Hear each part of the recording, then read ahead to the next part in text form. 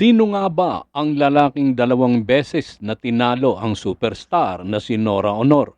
Halika at ating alamin ang kwentong ito dito lamang sa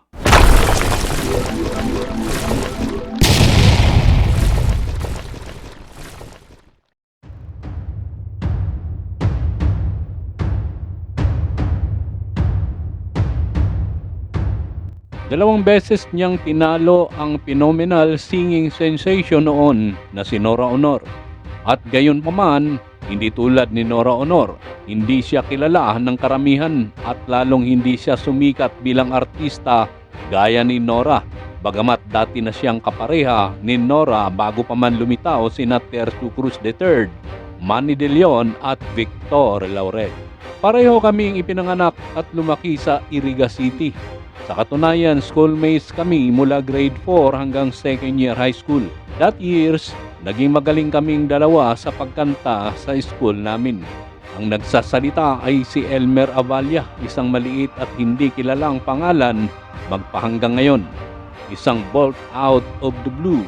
Ang paghahayag na ito ng kanyang magandang hindi malilimutang mga araw kasama si Nora. At ang sabihing natalo niya si Nora ng 2 beses ay maaaring nakakagulat at malamang na may hindi rin maniniwala. Sino nga ba ang taong ito?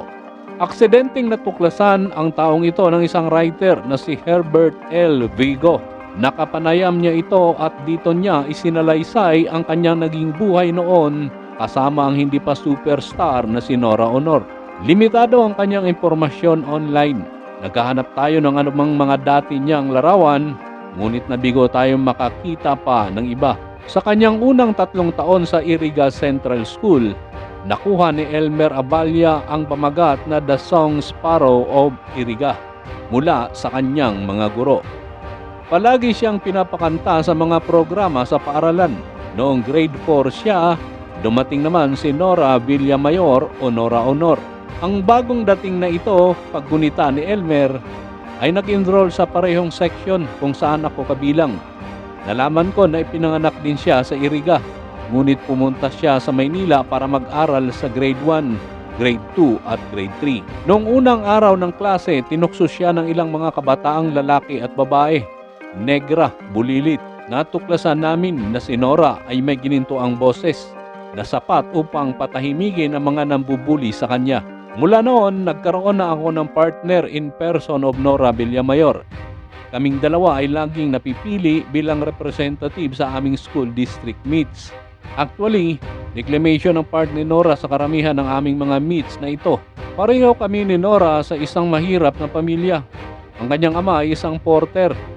Ang aking ama naman ay isang tripulante ng Philippine Air Force na tumatanggap ng 4 na piso sa isang araw.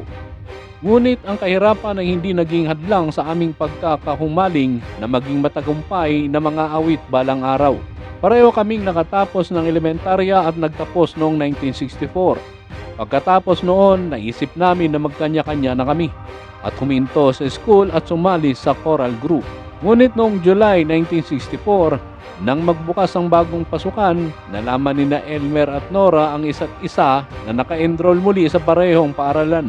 Sa pagkakataong ito sa Departamento ng Mataas na Paaralan ng Mabini Memorial University. Nagpasya ang kanilang mga magulang na ipagpatuloy nila ang kanilang pag-aaral.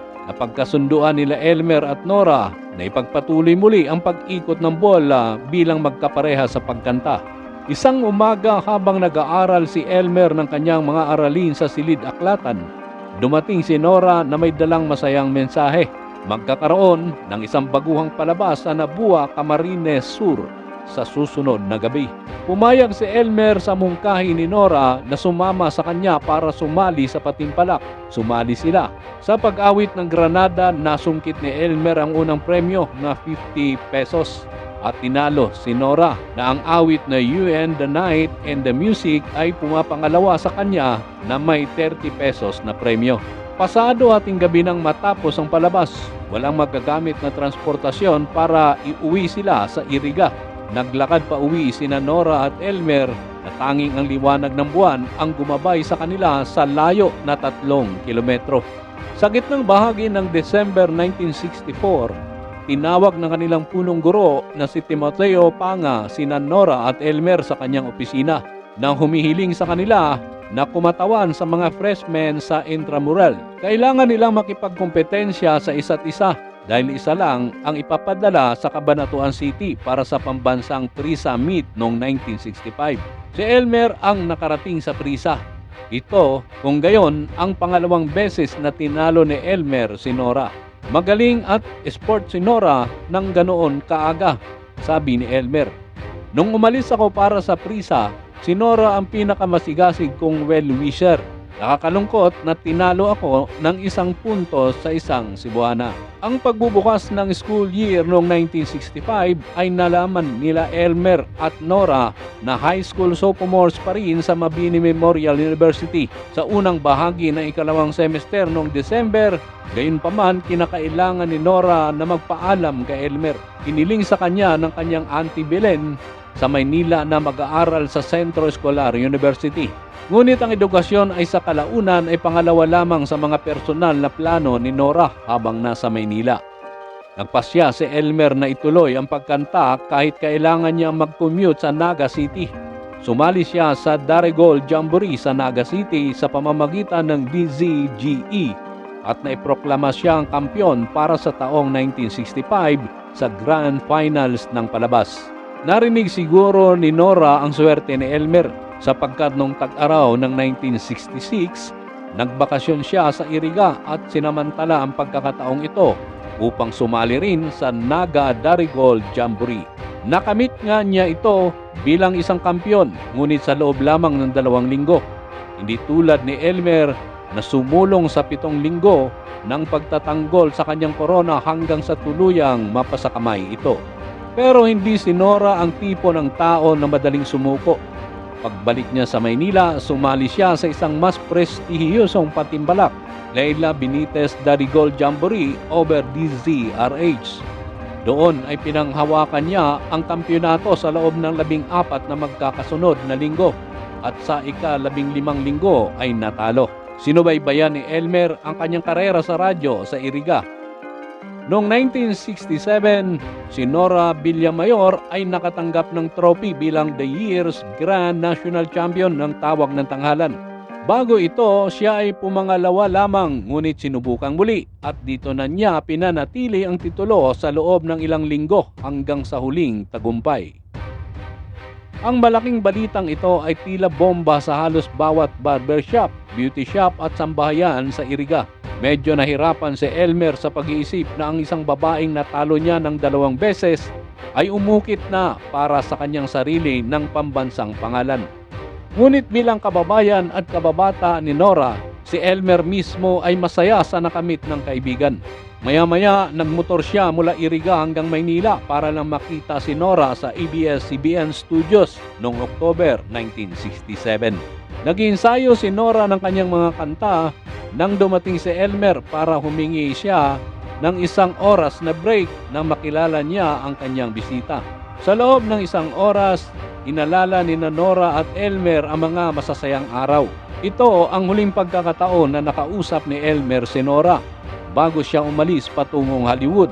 Dahil nung dumalaw siya kay Nora sa Channel 9 noong November, habang nag-perform si Nora, hindi ito pinayagan ng guard na makapasok sa studio. Nanatili na lamang siya sa lugar ng mga audience. Nang matapos ng high school noong April 1968, nagpasya si Elmer na manirahan sa Maynila at maghanap ng mas luntiang pastulan, ika nga. Halos 3 taon na ang lumipas mula noon at si Elmer ay nagsisikap ng mabuti na makahanap ng swerte sa larangan ng pag-awit. Ngunit may kabagalan ang kanyang pag-angat. Halimbawa, hindi siya nabigyan ng pangalawang pagkakataon tulad ni Nora pagkatapos na pumangalawa sa tawag ng tanghalan noong December 1968. Noong January 1969, nag-aral si Elmer ng voice culture sa Cubao sa ilalim ng private tutorship ni Professor Grace Torla Melendez. Natapos ito sa loob ng 1 taon at kalahati. Noong taong iyon, nagsimulang sumali si Elmer sa iba't ibang palabas sa radyo at TV. Nagtapos ang taon na may maraming papuri sa kanyang kredito bilang 3 linggong kampyon ng DCXL Talent Unlimited, bilang second placer on stage ng Channel 5, bilang 4 na linggong kampiyon ng Oras ng Ligaya ng Channel 2. Ang batang ito na 18 taon lamang ang pangatlo sa 4 na anak ni na Moises Aballa at Jubita Jacob ay may malaking responsibilidad. Ang kanyang ama sa Iriga sa panahong ito ay isang retiradong Philippine Air Force enlisted, ay dumanas ng trombosis at ang kanyang ina ay kailangang gugulin ang kanyang oras sa pag-aalaga sa kanya.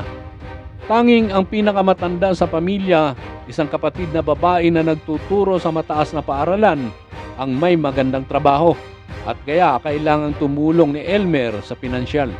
Ang hiling ni Elmer para sa taong 1971 ay gawin ang pagkakataong ito bilang recording artist. Sa ngayon, wala nang mahagilap na anumang mga balita tungkol kay Elmer Aballa. Hanggang dito na lang muna tayo mga kaistorya. Kung inyong nagustuhan ang istoryang ito, maaaring mag-like, comment at mag-subscribe sa ating munting channel.